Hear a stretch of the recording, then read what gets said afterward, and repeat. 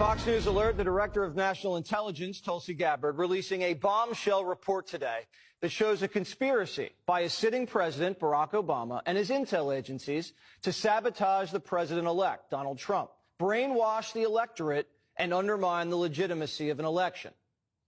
There is irrefutable evidence that detail how President Obama and his national security team directed the creation of an intelligence community assessment that they knew was false. They knew it would promote this contrived narrative that Russia interfered in the 2016 election to help President Trump win, selling it to the American people as though it were true. It wasn't. Gabbard got her hands on a House intel report that's been locked away in a CIA vault for almost a decade. Investigators spent over 2,000 hours looking into how the Russia hoax was born, interviewing 20 CIA and FBI officials. And it turns out that the Obama administration doctored the intelligence to make it look like Putin and Trump stole the election. A month after Trump beat Hillary, Barack Obama wasn't satisfied with his intelligence reporting and ordered his CIA director to create a new assessment of how Russia interfered with the election. This was a highly unusual move. John Brennan handpicked 5 CIA analysts to write the assessment, and they were siloed. None of them knew what the other was doing, and only one analyst was in charge of drafting this report. There was nothing routine about this, and it was a rush job to publish before Trump was sworn in. Nothing was coordinated with the other intelligence agencies either. Basically, this was home cooking for Barack Obama. There were 4 key elements from the assessment that were repeated over and over again and formed the basis of the Russia hoax and the Robert Mueller witch hunt. 1, that Vladimir Putin wanted Donald Trump to win. 2, Putin took action to help Trump win. 3, the Russians had blackmail on Trump. That was the Steele dossier. And 4, that the Russians tried colluding with the Trump campaign. None of any of this was ever true. There was no reliable intelligence to support any of these allegations. Senior CIA officials repeatedly refused to traffic in these allegations, but they were repeatedly overruled by CIA Director Brennan and FBI Director Comey, who insisted that they be pushed, even without verifiable evidence.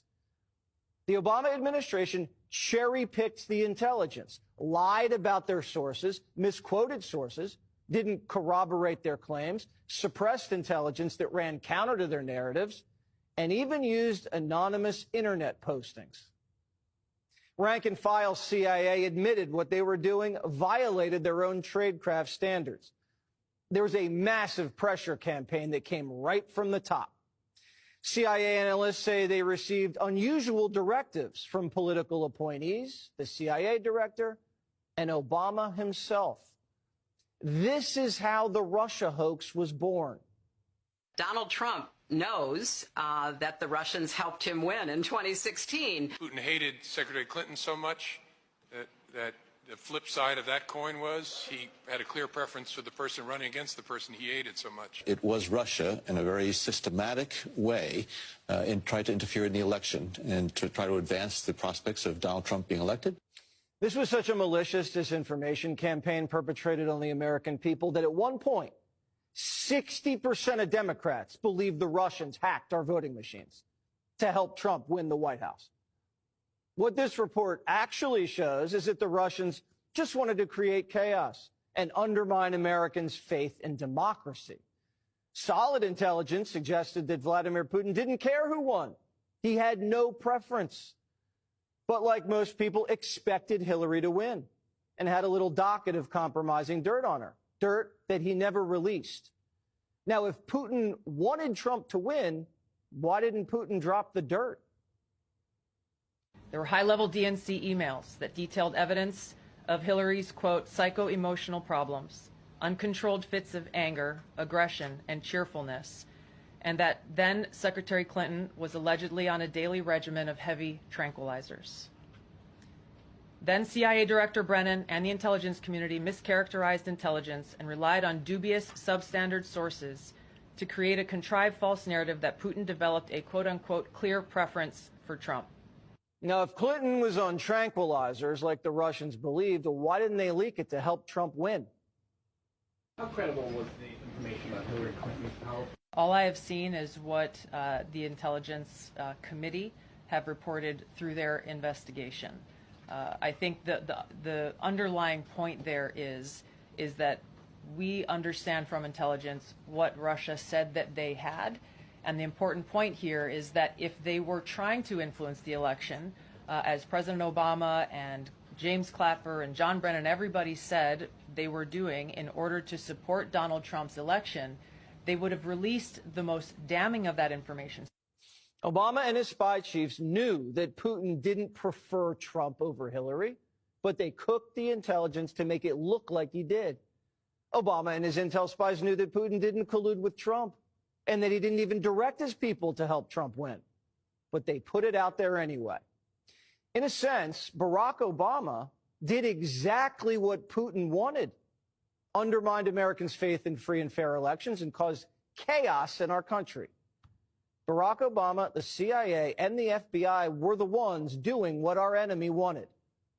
Do you believe that any of this new information implicates former President Obama in criminal behavior? We have referred and will continue to refer all of these documents to the Department of Justice and the FBI to investigate the criminal implications of this. For even former President Obama? Correct. The evidence that we have found and that we have released directly point to President Obama leading the manufacturing of this intelligence assessment. There are multiple pieces of evidence and intelligence that confirm that fact. Even 2 years later, after the election, Barack Obama was still pushing a hoax he knew wasn't true. And he knew it wasn't true because he helped manufacture it. They're undermining our alliances, cozying up to Russia. What happened to the Republican Party? They're cozying up to the former head of the KGB. Actively blocking legislation that would defend our elections from Russian attack. What happened? Now, I don't know if it's possible to indict a former president for actions he took while in office. I'm not a lawyer, proudly. But Brennan, Comey, and others may have severe liability. Trey Gowdy says we know for a fact that Brennan committed perjury when he lied to Congress. Director Brennan, do you know who commissioned the Steele dossier?